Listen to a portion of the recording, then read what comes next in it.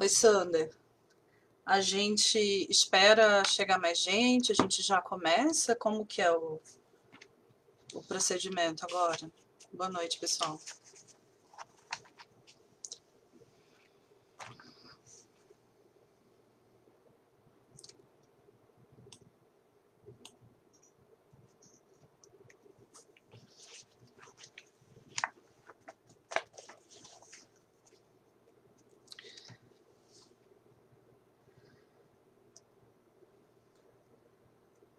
Se eu estou respondendo perguntas.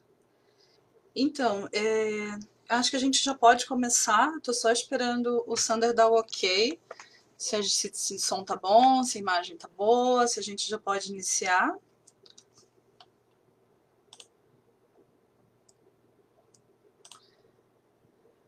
Ok. Valeu, Sander. Pessoal, boa noite. Meu nome é Jaqueline Mafra, eu sou do Antenor, Sociedade Espírita Antenor de Paula Carneiro, aqui em Mesquita. E eu estou aqui a convite do Sander para conversar com vocês sobre um tema bem interessante chamado Inimigos da Existência. Para gente, antes da gente começar, vamos fazer a nossa prece de abertura. E para a gente se preparar para essa prece, eu vou ler um trecho, não sei se está dando para vocês verem, desse livro aqui, chamado Receitas para a Alma. Esse livro, ele é de Vanderlei de Oliveira, que é o médium, né? E o espírito é Hermance Dufour. Então vamos lá. Esse texto, ele se chama Colabore com Deus. Marcos capítulo 5, versículo 34. Embora, e ele lhe disse, filha, a tua fé te salvou. Vá em paz e ser curada desse teu mal. Embora encontre alívio e apoio nos alicerces da fé exterior, nos templos religiosos, não se esqueça que somente a tua força interior será o sustento decisivo perante os obstáculos a vencer. Muitos corações fervorosos terminam como viciados pedintes de misericórdia celeste, exorando bênçãos sem limites ou facilitações que não fazem por merecer.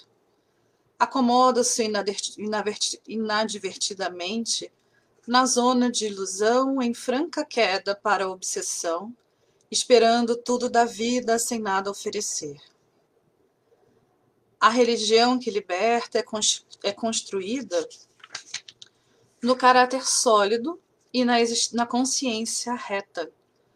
Peça a mão de Deus em seu favor, todavia, saiba que o Pai também espera que você movimente as suas mãos no serviço santificante de crescimento e solidariedade em favor de um mundo melhor. Pedir a todos que nesse momento se concentrem conosco para realizarmos a nossa prece de abertura nessa live que é do Bezerra, né? Do centro, como é que é o nome do centro? Bezerra de Menezes, Dias da Cruz. Então, pedir a todos que estão aqui online para que se conectem agora, nesse instante, elevando as suas vibrações ao Pai, para que possamos, nesse instante, realizar a nossa prece de abertura. Onde pedimos, Senhor Jesus, Mestre amado e querido, abençoe a todos nós. Dê-nos a luz que precisamos para iluminar os nossos caminhos. Que possamos, Senhor, receber de Deus nesse instante as suas vibrações salutares de amor e de carinho, para que possamos ter uma caminhada mais suave. Peço, Senhor, que as palavras certas me sejam ditas, para que todos os corações que estejam nos ouvindo hoje possam receber a sua palavra, da qual sou mero transmissor. abençoe a todos nós, certos de que te agradecemos, Senhor, por tudo de bom que nos destes, principalmente pelas oportunidades de aprendizado que tivemos nessa semana, seja com as nossas falhas, sejam com os desafios externos. Somos muito gratos, Senhor. Que assim seja. É isso, gente. Então, a gente vai começar. Eu nunca fiz live pelo Facebook, então tô aprendendo aqui também. Passei a tarde treinando a ferramenta, acho que deu certo.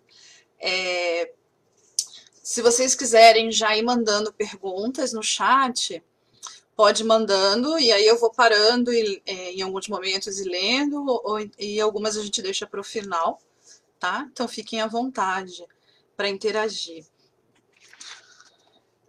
Fiz uma cola de roteiro aqui para não me perder. Acho que foi tudo, né?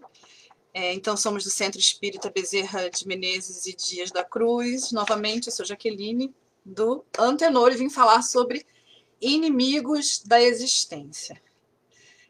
É um tema um pouco diferente do normal, né, que a gente está acostumado. Esse tema ele foi tirado no livro chamado O Homem Integral. Esse livro ele é de Joana de Ângeles e foi psicografado por Divaldo Pereira Franco em 1990. Então ele é bem velhinho já.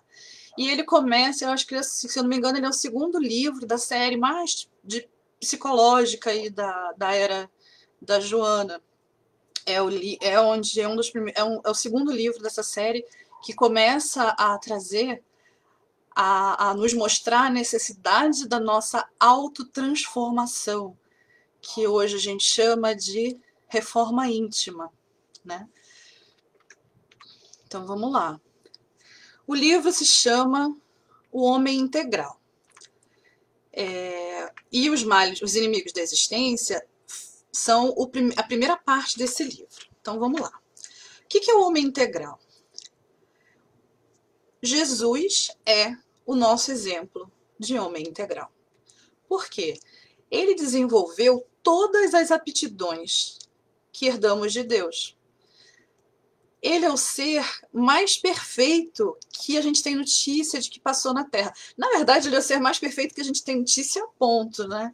A gente não tem nem na literatura, né, notícia de um ser mais perfeito que Jesus. O nosso homem integral. E a vida de Jesus, ela é um modelo a ser seguido. Ela é um exemplo. É um caminho para a gente alcançar plenitude, para a gente alcançar a libertação real.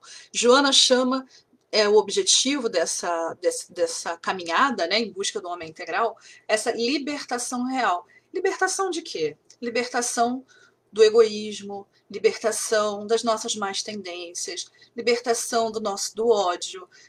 Para quê? Para que com o perdão, com o amor, a gente consiga ir caminhando aos poucos para essa liberdade, essa leveza que o perdão nos traz, que o amor nos traz, sem ficar remoendo mágoas do passado, sem ficar discutindo com as pessoas, medindo se eu sou mais importante ou não. Tudo isso, sendo deixado para trás, vai permitindo que a nossa vida, que a nossa caminhada seja mais leve. Então, essa obra de Joana, O Homem Integral, ela traz para a gente vários fatores da perturbação psicológica e se fundamenta na análise do homem, é uma análise com visão da psicologia, olhando o homem, porém, olhando o homem como um ser eterno, né? É um ser eterno não, né? Infinito, de existência infinita, que a gente não tem fim, né? Então, é uma visão do homem à luz do espiritismo, da vida imortal do espírito, sabendo que a nossa vida não acaba aqui, ela continua. Com base também no evangelho, né, e no espiritismo, para tentar auxiliar a gente a se equilibrar mais e amadurecer, né? Mas sempre com o objetivo de chegar nesse homem integral, que é esse exemplo de Jesus. E aí Joana nos traz 4 fatores de perturbação da alma. Todos nós, pelo menos a grande maioria de nós, somos vítimas de alguns ou todos esses 4 inimigos apontados por Joana. São 4 adversários da existência. Esses adversários da nossa existência, eles nos levam a mecanismos psicológicos de autodefesa. Então, eles são a rotina, a ansiedade, o medo e a solidão. O primeiro adversário da nossa vida pode ser chamado de rotina. A maioria de nós é constituída de pessoas rotineiras. Então a gente faz as mesmas coisas meio que sem emoção, já no embalo, né? Sem pensar muito por que a gente está fazendo aquilo. Então, a gente mora aqui na Baixada Fluminense, né? E a gente trabalha lá embaixo na cidade. Então a gente tem que dormir tarde e acordar cedo. E a gente pega o transporte público, volta para casa com engarrafamento, vai com engarrafamento, enfim. E acaba perdendo aí uma grande parte da vida nesse ir e vir. Mas a gente faz isso meio que no estado vegetativo. Eu não sei vocês, mas eu entro no ônibus, eu já deito e já abro a boca de sono, começo a bocejar, ou a minha mente vai para outro lugar completamente diferente, eu fico meio em torpor, assim, um estado meio vegetativo, e eu vejo que muita gente também fica nesse estado. E aí, como um mecanismo de autoproteção da vida, das incertezas dessa existência, né? Porque a nossa vida a gente não tem muita certeza, muita segurança, né? De quase nada. Até a morte, que os antigos falavam que a única coisa certa é a morte, né? A gente já descobriu que a gente não morre, né? Que é só uma passagem, não acaba. Então, nem isso a gente tem de certeza mais. Então, acho que as únicas certezas que a gente tem hoje é que Deus nos ama, que a nossa existência ela não tem fim, né? Mas são certezas assim mais sublimadas, né? Mas no dia a dia a gente acaba não tendo muita certeza. A gente começa um projeto, esse projeto é interrompido. A gente começa no emprego, tá 1, 2 anos, opa, teve aí o Covid, foi todo mundo mandado embora em vários locais, muitas empresas fechando, corte de salário, corte de projeto, corte de equipe, gente que está trabalhando, mas que está com equipe super reduzida, tendo que trabalhar muito. Então, gente, nada é certo. E aí, para a gente meio que se proteger dessas mudanças constantes, e que a gente espera um pouco de segurança, né? Mas a gente não encontra muito, a gente acaba caindo na rotina como mecanismo de defesa. Ok. A gente meio que não percebe, mas vai fazendo tudo automaticamente. Então, a gente cria aquela rotina de acordar na mesma hora, fazer o mesmo trajeto.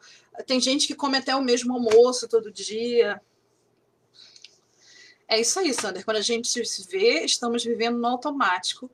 Se porventura mudar alguma coisa da rotina, a gente se perde. Já vi isso várias vezes com várias pessoas, comigo também. É isso mesmo. E aí a gente entra nesse processo de rotina, que é um processo, é um mecanismo de autodefesa da psique, tá? Mas ela não é legal pra gente. Não é bom pra gente entrar nessa rotina.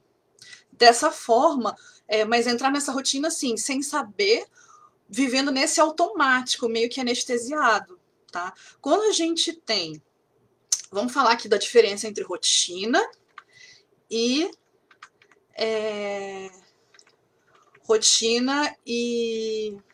disciplina, tá? Então, quando a gente fala assim, Jaque, mas peraí, você está falando que ter rotina é ruim? Eu não, Joana que está falando. Ela fala, inclusive, que a rotina é a ferrugem do mecanismo dos ideais. Repetindo, a rotina é a ferrugem do mecanismo dos ideais. E aí, a gente faz essa distinção primeiro entre rotina e disciplina, né? Porque elas são diferentes em quê? Elas são muito parecidas, mas elas diferem na intenção, tá? Então, ambas, o que elas têm em comum? Ambas se referem a atividades que você realiza, seja rotineiramente, seja todos os dias, todo mês, todo ano, toda segunda-feira, enfim, qualquer periodicidade. Então, tanto a rotina quanto a disciplina são aliadas da sua produtividade. Então, elas te ajudam a ser mais produtivo, mais assertivo, né? A gerenciar melhor aí seu tempo, sua vida. E com elas, você não precisa parar para pensar no que está fazendo nem como. Mas as semelhanças acabam aí, gente. Porque a palavra rotina, ela traz um pouco de incômodo. Se não traz, tem que começar a trazer. Ela deve trazer um pouco de incômodo, porque a gente fica meio que desmotivado. É uma coisa meio que tediosa que a gente tem que fazer todos os dias. Então, a gente, quando fala que algo é rotineiro, a gente está descrevendo meio que uma obrigação que a gente tem que cumprir todos os dias, enfim, com essa periodicidade. Já a disciplina, ela é uma rotina, ok, que você criou, mas você criou para alcançar um objetivo maior. Então, alcançar um objetivo maior e traçar um plano para alcançar esse objetivo, com metas claras, com etapas muito bem especificadas, onde você, por exemplo, eu quero pagar todas as contas que eu devo, né? Eu estou devendo muito dinheiro, eu quero pagar todas as contas que eu devo. Então, eu vou criar um plano para que isso aconteça. E isso vai se impactar, por exemplo, no meu dia a dia. E eu vou gerar novas atitudes dentro da minha rotina diária para que eu alcance esse objetivo. Aí é uma coisa boa, porque eu tenho uma intenção. E eu fico revisando essas atividades que estão nessa minha rotina diária. E aí a rotina se passa a nos servir e não nós a servirmos a ela. E quando a gente faz isso, a gente pode pensar que qual que é o grande objetivo que a gente tem hoje aqui. É a reforma íntima, né? Tá todo mundo aí já falando, refalando, a gente já sabe que a gente precisa fazer a reforma íntima. A gente precisa realmente mexer na nossa alma, dar uma limpadinha, fazer uma faxina, porque vai passar uma graxa, porque a gente vai precisar fazer isso até para continuar aqui no planeta, nesse momento de transição planetária, né? A gente precisa fazer isso para a gente conviver melhor com as pessoas, para a gente ser feliz, para a gente se libertar. Então, a gente vai precisar, então, fazer reforma íntima. Pegar os ensinamentos de Jesus, pegar um ensinamento de Jesus, transformar isso como objetivo da sua vida, traçar um plano e mudar os seus hábitos, criando uma nova rotina para alcançar isso, é uma coisa muito boa. Então usemos o nosso dia, as nossas semanas, os nossos meses para alcançar um objetivo. Por exemplo, eu estava falando de juntar dinheiro, né? Eu criei um hábito, eu era muito gastadeira. Eu criei um hábito e eu comprava assim, muita roupa que ficava no armário, tô até aqui atrás do meu armário, ficava no armário e eu não usava. E passava meses, eu olhava para a roupa, nem queria mais, eu falava, nossa, credo. Ai, que nem não gostei e tal, e acabava dando, vendendo, enfim. Gastava um dinheiro à toa. E aí eu criei, por exemplo, uma rotina boba que é assim. Eu entro na loja, aí experimento, gosto. Beleza, eu não compro. 3 dias depois, a regra dos 3 dias. 3 dias depois eu volto na loja, experimento de novo para ver se eu ainda quero comprar. Na maior parte das vezes eu não lembro mais de voltar na loja. Então a minha compra, que seria por impulso, eu não tenho mais. Se porventura eu gostei muito daquele item, daquela roupa, daquela bolsa, sapato, enfim, daquele objeto de consumo, e eu volto na loja 3 dias depois, na maioria das vezes também, quando eu volto, eu olho e falo, até que não é tão bonito não. Acho que eu tava meio animada naquele dia, não caiu muito bem a roupa. Onde que eu vou botar isso? Então, esse foi um hábito que eu criei, que eu inseri na minha rotina para alcançar esse objetivo maior, que era cuidar melhor dos recursos financeiros que a gente precisa, né? Então, vamos lá. Quero contar uma historinha para vocês. Eu gosto sempre de trazer na palestra uma historinha infantil, né? Uma fábula, alguma coisa assim, para ilustrar. E hoje a gente vai falar sobre a fábula da vaca. Essa é a história de uma vaquinha. Essa história da vaquinha, ela fala de um sábio que estava passeando pelo campo com seu discípulo. Um dia eles encontram uma casinha muito humilde, muito humilde. E nessa casa tinha um casal com seus filhos, mas todo mundo descalço, com roupas rasgadas, muito sujo, uma pobreza extrema, assim, de chegar a doer de olhar. O sábio, então, observou tudo e fez uma única pergunta ao pai da família. e ele pergunta: como vocês fazem para sobreviver?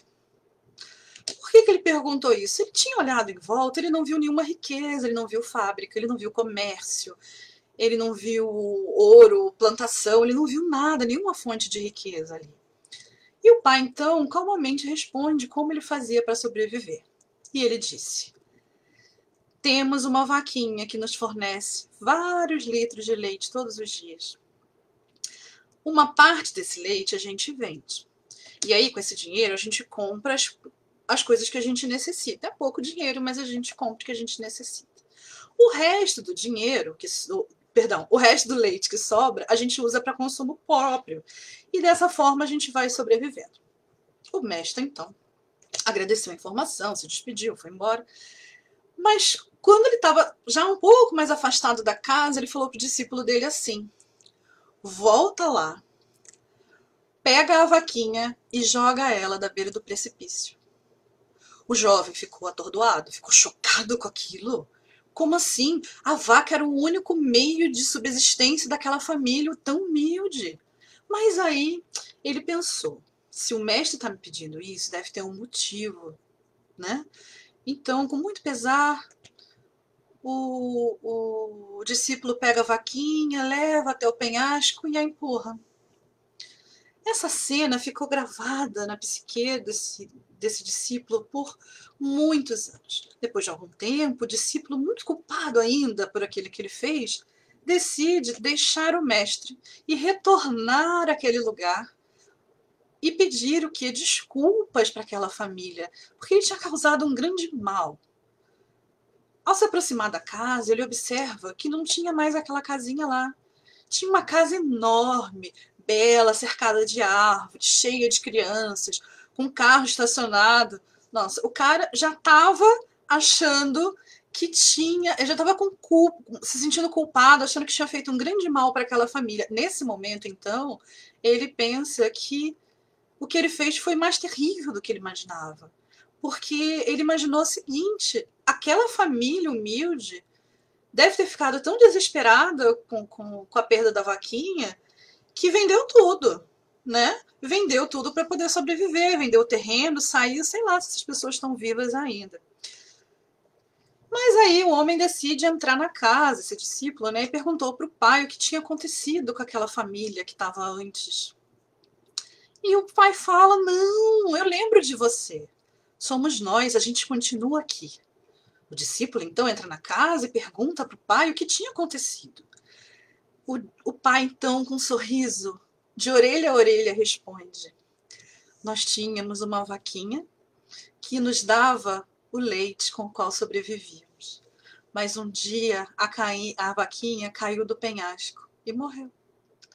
Nesse momento, nós fomos obrigados a fazer outras coisas, a desenvolver novas habilidades que nunca imaginaríamos que a gente podia possuir. E dessa forma, começamos a prosperar e a nossa vida mudou. A gente pode dizer, fazer uma comparação, né, de que a vaquinha, ela pode ser a perda de um emprego, ela pode ser uma mudança na família, o falecimento de um parente, de um amigo, o afastamento de alguém da sua vida, que é seu esteio, é uma separação. Então, essa vaquinha, ela chega, a morte dessa vaquinha, né, ela fica simbolizada como essa mudança, as mudanças que acontecem na vida. Até esse momento que a gente está vivendo, né, com o coronavírus, com essa coisa de ter que ficar em casa, de ter que se arriscar para trabalhar, e que a gente tem que ficar em casa, tem gente que não está respeitando, tem gente que está, enfim, todo esse estresse emocional, toda essa mudança que a gente está precisando fazer na nossa rotina, do nada, ela pode ser considerada a nossa vaquinha que caiu do precipício. Vamos aproveitar esse momento para a gente sair da nossa rotina, porque a queda da vaca, ela já chegou na nossa vida. O que eu posso fazer daqui para frente? Então, como que eu vou prosperar daqui para frente? E esse prosperar não é de dinheiro que eu estou falando, também pode ser, mas é prosperar como espírito imortal, né? É prosperar nos bens, nos tesouros da alma, a ter também um mais equilíbrio psicológico e emocional. Então, como que eu consigo fazer isso prosperar? Então, é hora de, como essa família fez, desenvolver, é hora de desenvolver outras habilidades, fazer coisas que nunca havíamos imaginado que a gente poderia fazer. Joana de Ângeles, ela complementa aí que a rotina é essa ferrugem na engrenagem de preciosa maquinaria. Deixa eu ler aqui para vocês. Rotina é como ferrugem na engrenagem de preciosa maquinaria que a corrói e arrebenta. Disfarçada como segurança, ela emperra o carro do progresso social e automatiza a mente, que cede o campo do raciocínio ao mesmismo cansador e deprimente. Então, olha o que a Joana fala, que a rotina ela é disfarçada como segurança. Então, a gente acha que a gente está sendo seguro fazendo as mesmas coisas todos os dias da mesma forma. O que não é ruim por si, apenas por fazer as mesmas coisas todo dia, isso não é ruim. O ruim é fazer as mesmas coisas todo dia sem pensar no que a gente está fazendo, sem refletir por que a gente está fazendo aquilo, e sem repensar essa rotina e esses hábitos a cada dia, sem ter um plano, sem ter um objetivo maior. Então, eu vou ler aqui para vocês. Para cada mal da alma, Joana traz uma receitinha de bolo para a gente tentar corrigir, né? Então, Joana fala: como profilaxia e terapêutica eficaz, existem os desafios propostos por Jesus, que são de grande utilidade, induzindo a criatura a dar passos mais largos e audaciosos do que aqueles que levam em direção aos breves objetivos da existência material. Então, Joana vem trazer o quê? Vamos definir então para a nossa vida como objetivo alcançar os desafios, vencer os desafios propostos por Jesus. E ela continua: a desenvoltura das propostas evangélicas facilita a ruptura da rotina, dando saudável dinâmica para uma vida integral a favor do homem e espírito eterno, e não apenas da máquina humana pensante a caminho do túmulo, da dissolução e do esquecimento.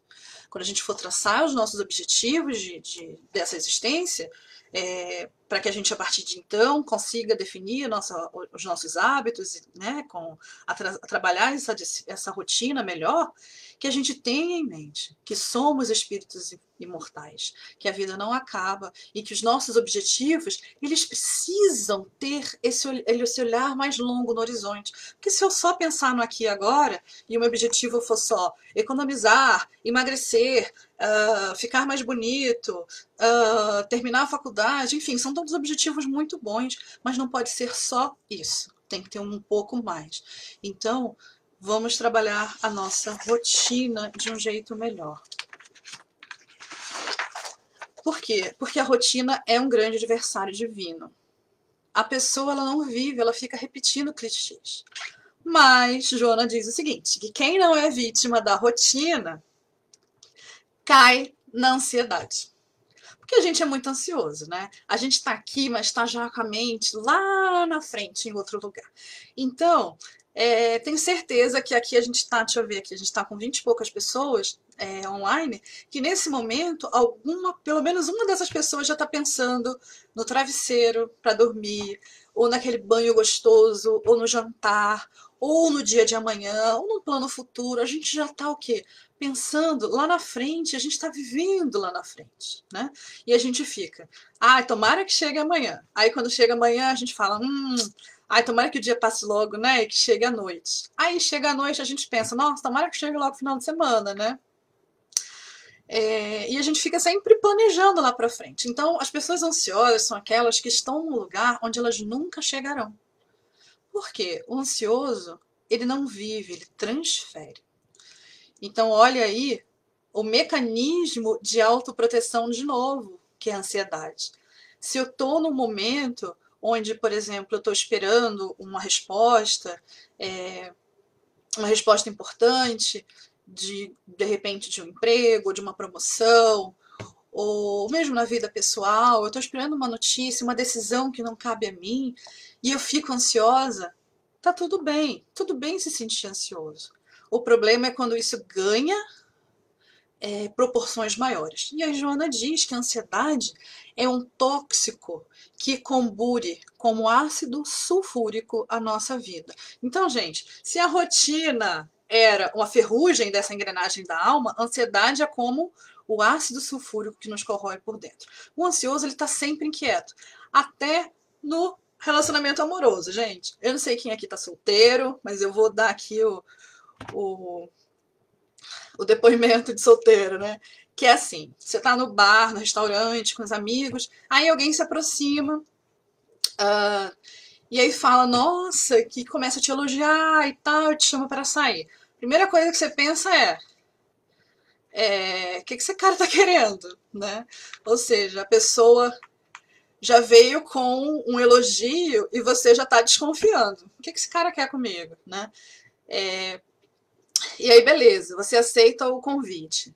E aí você vai se encontrar com o cara, né? Marcou lá um cinema, sei lá. E aí você já fica pensando, cara, mas eu já sofri tanto na mão de namorado na vida, pra que eu vou aceitar sair com esse cara? Porque veja só, eu vou aceitar, eu vou sair e eu vou sofrer. Olha que coisa horrível. Pra que eu vou aceitar? Vou desmarcar esse encontro. Ou então você pensa assim, ah, não, mas eu vou sair com ele, depois eu vou ficar uma semana esperando ele me ligar, ele não vai me ligar, igual um monte de gente que não me ligou. E aí essa ansiedade, eu não quero passar por isso, então eu vou desmarcar o encontro. Ou então não, você já tem aquela coragem, você fala, não, eu vou tentar. Mas aí você tá ali com o cara, e você começa a olhar e fala assim, ah, que legal, né? Ah, vou ficar com esse cara, que bacana, vamos sair, vamos se conhecer. Mas espera aí, e se der certo? Ai, gente, se der certo, ele vai querer casar. Mas se ele quiser casar, vai querer ter filho. Gente, eu não quero ter filho. Ah, quer saber? Eu vou desmarcar esse encontro. Então você fica o quê? Antes de aceitar de ir nesse primeiro encontro, você já está pensando em tanta coisa ruim, já está lá na frente, vivendo o futuro, e aí você simplesmente desmarca o seu encontro. Então, a gente vê essa ansiedade o tempo todo, as pessoas ficam correndo de um lugar para o outro. Parece que meio que sem direção, né? Ansiedade, então, ela é um mecanismo psicológico para a gente evitar problemas. Os problemas que estão aqui agora com a gente. A gente quer evitar esse problema. Então a gente fica pensando lá na frente. Mas ao querer evitar um problema, a gente se torna um problema também. Joana esclarece o seguinte: quando a gente está aguardando uma notícia, uma presença, uma resposta ou uma conclusão, é perfeitamente compreensível uma atitude equilibrada de expectativa. Ok, ter expectativa. Mas quando essa expectativa extrapola para falta de ar, paralisia, colapso periférico, sudorese, perturbação, problemas no estômago, no trato gástrico, insônia, esse clima de ansiedade, então, torna-se um estado psicológico a caminho da somatização física em graves danos para a saúde. Então, quem pensa, plasma e quem plasma cria. A gente começa a criar no nosso corpo físico problemas, a gente começa de saúde de ordem física. A gente começa a somatizar as nossas emoções.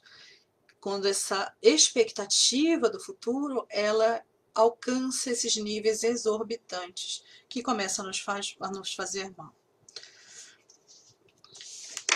E aí, como solução para isso, Joana traz o seguinte: se a gente para pensar que a gente é imortal, e a gente já sabe, porque a espiritualidade já trouxe para gente, que dentre todas as encarnações que a gente percorreu desde o momento que a gente entrou no estado aminal até o momento onde a gente alcança o estado de espírito puro, né, do nível lá de Jesus, vai ser tão longa essa caminhada que cada reencarnação não seria mais do que um segundo do nosso tempo na visão da nossa vida terrena. Então, se a nossa existência inteira, vamos botar aí, 100 anos, ela não passa de um segundo na vida imortal, por que que a gente está se preocupando se o chefe olhou a gente com cara feia? E aí a gente começa a entrar num processo que é assim: o chefe chegou e me olhou de cara feia, mas de repente ele teve um problema em casa e chegou aborrecido, mas eu já achei que é para mim, é comigo. É comigo, ele tá aborrecido comigo, vai me demitir. Aí eu crio aquilo na cabeça, e fico cheio de minhoca na cabeça. E eu começo a trabalhar pior. Por quê? Eu começo a trabalhar preocupada, criando cenários, hipóteses. Gente, se eu for demitida, o que eu vou fazer? Se eu perder esse emprego, como que eu vou viver? E começo a criar orçamento, enfim, traçar planos e ficar preocupada, já vivendo esse futuro hipotético que você criou. E quando isso acontece, você para de viver o agora e está vivendo um outro momento. Talvez o seu chefe, como a gente disse nesse exemplo, ele não tivesse estressado com você, ele só estava estressado. Mas você começa a perder prazo, a fazer um trabalho ruim, porque você está preocupado em fazer um trabalho melhor, porque senão com medo de ser demitido, isso gera uma ansiedade tão grande que você faz o seu trabalho com erros, você faz o seu trabalho com menos qualidade e você se torna impaciente. E tudo isso vai fazendo com que, de repente, o chefe te olhe e fale: esse cara está performando mal. De repente, eu vou ter até que demitir ele. Então, numa expectativa de que eu vou ser demitida, porque eu achei que meu chefe ia me demitir, isso acaba até se concretizando, porque você caiu tanto seu rendimento, né, que você não conseguiu, você conseguiu ser demitido, né? Então você cavou isso, porque você acreditou que isso ia acontecer, né? E isso atrapalhou o seu rendimento. Assim é com tudo na nossa vida, né? Então, se a gente se sente, por exemplo, culpado por um erro, ok se arrepender, ok saber que você fez algo errado e pedir desculpas, tentar se modificar, mas quando isso se materializa na culpa, isso é ruim para você porque você acaba entrando nesse mesmo processo onde por culpa você tenta acertar, você tenta fazer as coisas certas, mas com medo. Você não faz com objetivo, com aquele ânimo, com bom ânimo, você faz com medo. E quando você faz com medo, você acaba errando. É preciso confiar, é preciso ter fé de que as coisas vão acontecer. A maior parte das coisas da nossa vida, já estão no Evangelho, elas acontecem sem que a gente tome conhecimento e nem precisa interferir. Então, às vezes, a gente não sabe que tem um problema, que, por exemplo, tem alguma coisa que pode vir a ser algum problema na sua vida, você não sabe que isso está acontecendo e você não sabe que as pessoas já se organizaram e já resolveram por você. E você nem soube, você nem tomou conhecimento. Então, tenhamos mais fé, tenhamos mais confiança, sempre com vistas nessa vida imortal. O terceiro inimigo da criatura humana é o medo. Gente, o medo é um adversário cruel. Por quê?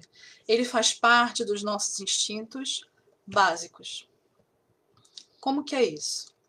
Se o meu instinto de sobrevivência se manifesta também como medo, eu vou ter esse medo sempre, certo? Então, como que eu gerencio isso? Vamos lá. Nós agredimos os outros sempre que a gente tem medo de ser agredido, certo? Isso aí a gente já sabe. Então você primeiro reage, você ofende, agride, machuca, com medo de ser ofendido, machucado, né, ou agredido.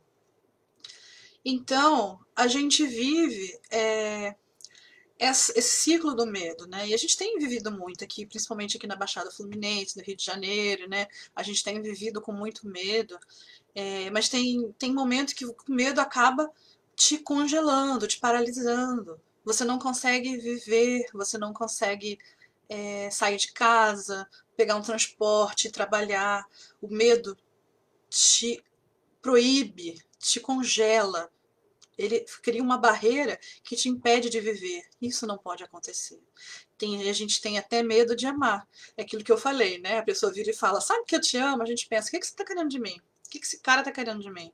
Porque a gente está armado, né? E a gente está armado porque a gente não está sabendo amar.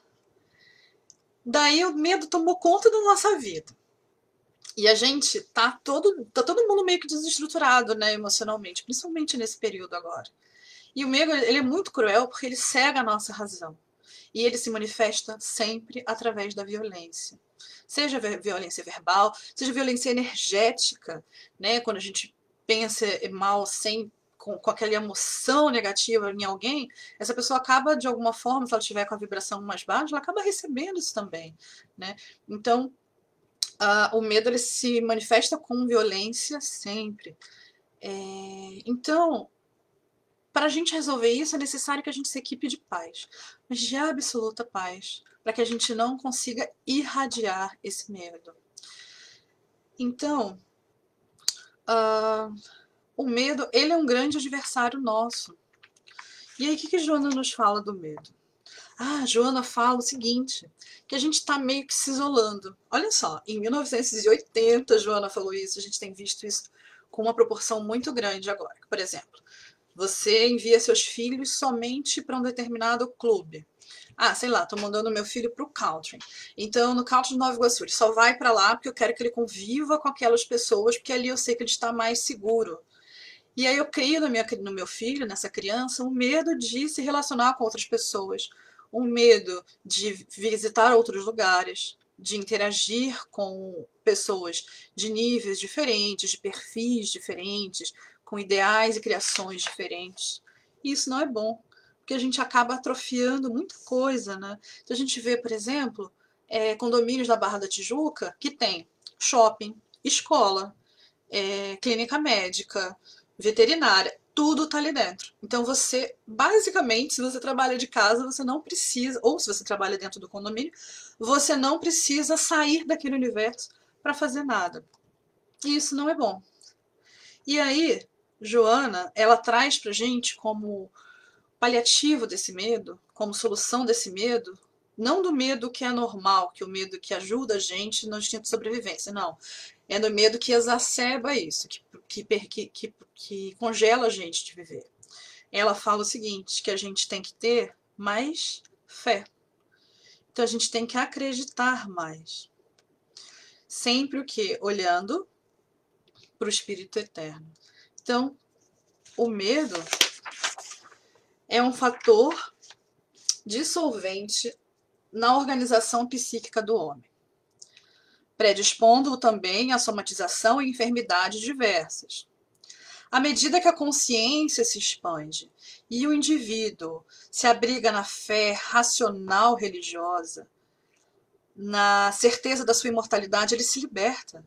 Ele agiganta, ele recupera sua identidade e se humaniza definitivamente, vencendo o medo, sejam de ontem, sejam de agora. Então, o que ela traz aí pra gente de receita, de remédio aí pro medo é a fé, a confiança, né? E dilatar o nosso olhar para a vida eterna. Então, agora a gente está sendo obrigado a encarar a nossa mortalidade, né? Nesse período em que a gente está aí com uma pandemia, onde tem tanta gente morrendo, né? A gente acaba encarando começa a repensar, gente, eu não sou imortal. Eu vou morrer. A minha vida terrena. Quer dizer, eu sou imortal. Mas eu, Jaqueline, não sou imortal. A minha existência como Jaqueline, ela vai ter um fim. Eu vou desencarnar.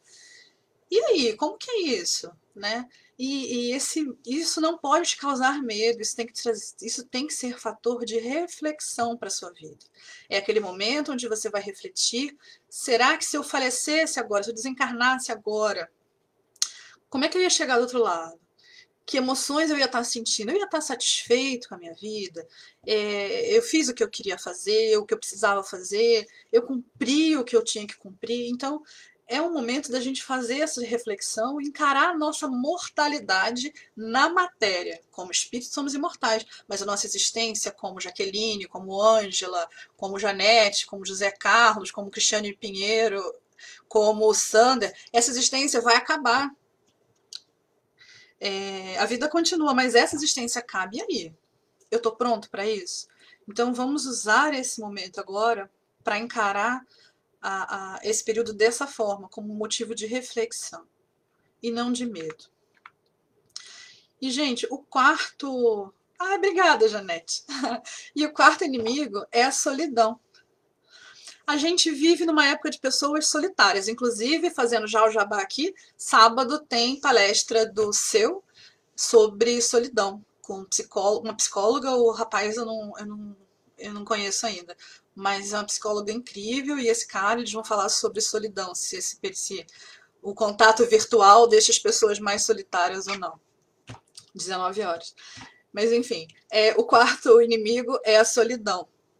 A gente vive numa época de pessoas solitárias. Quase todo mundo se queixa de solidão. Até quem é casado, gente. Até quem tem família.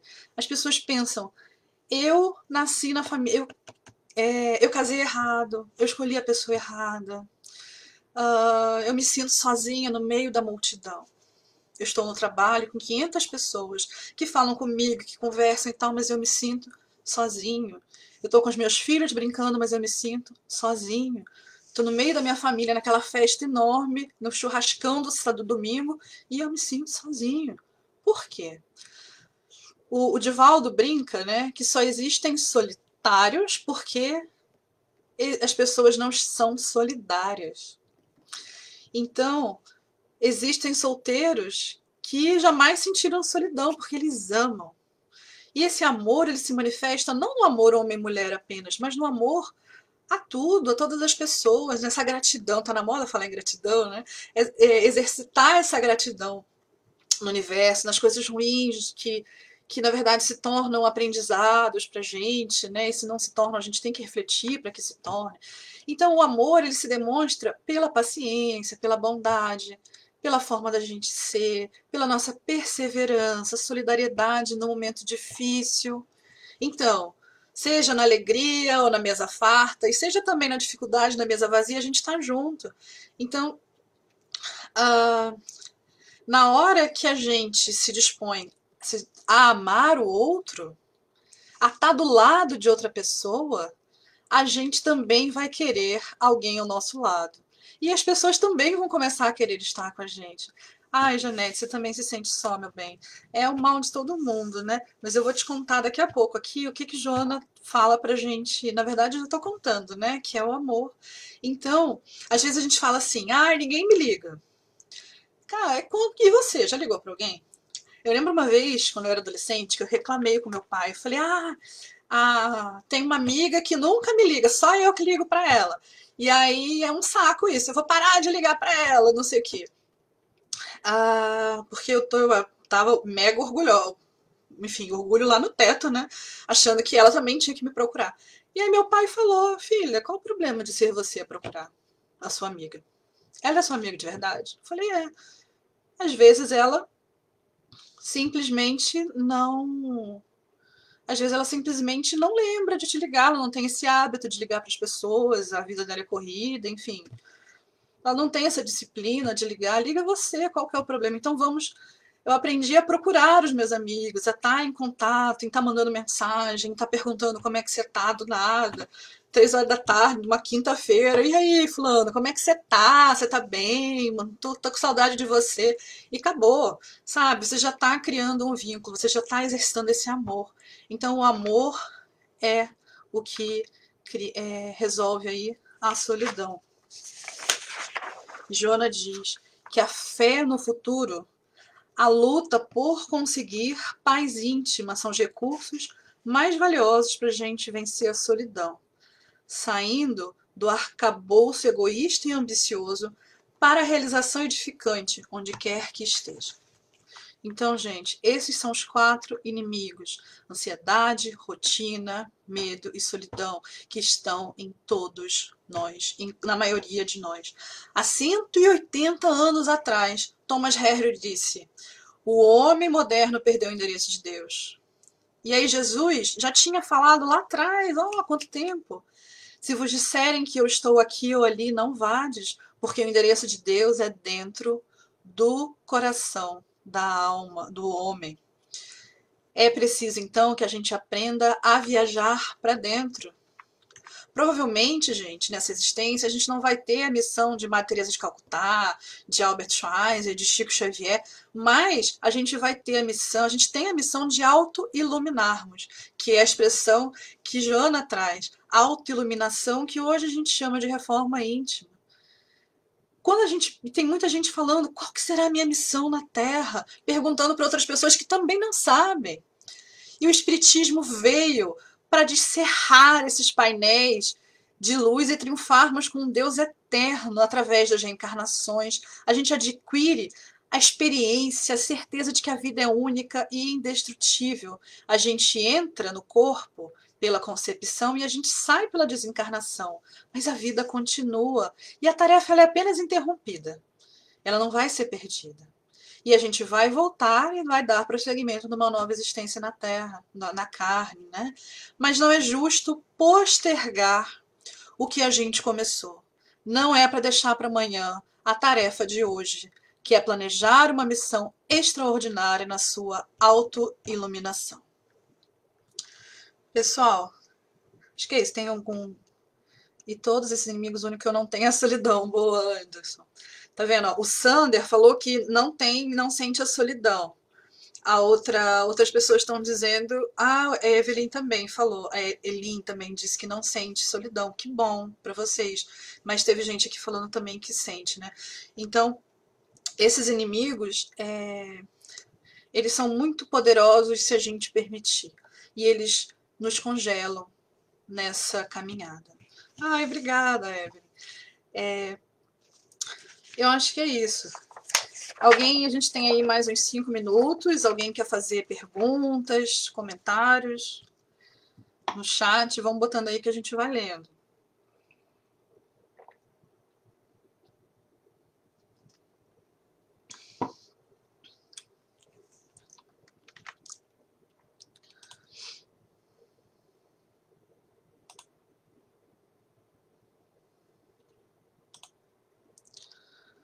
Ah, beleza. Eu acho que não está chegando aqui pergunta, nem comentário no chat.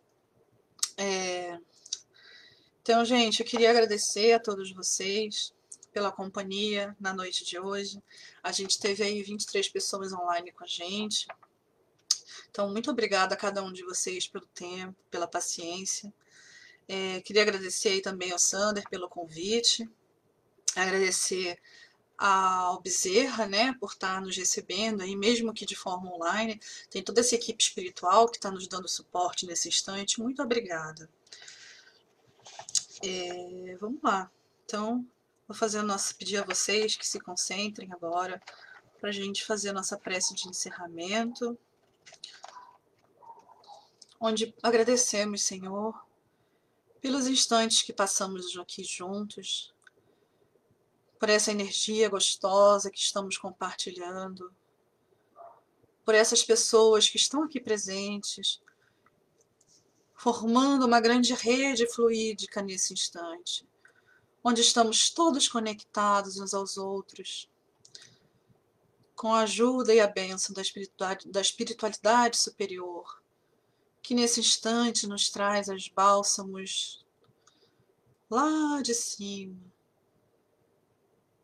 nos cobrindo de luz, de paz, para que a nossa noite seja mais tranquila, para que nossos lares tenham mais paz e para que os nossos corações exercitem mais o amor. Muito obrigada, Senhor.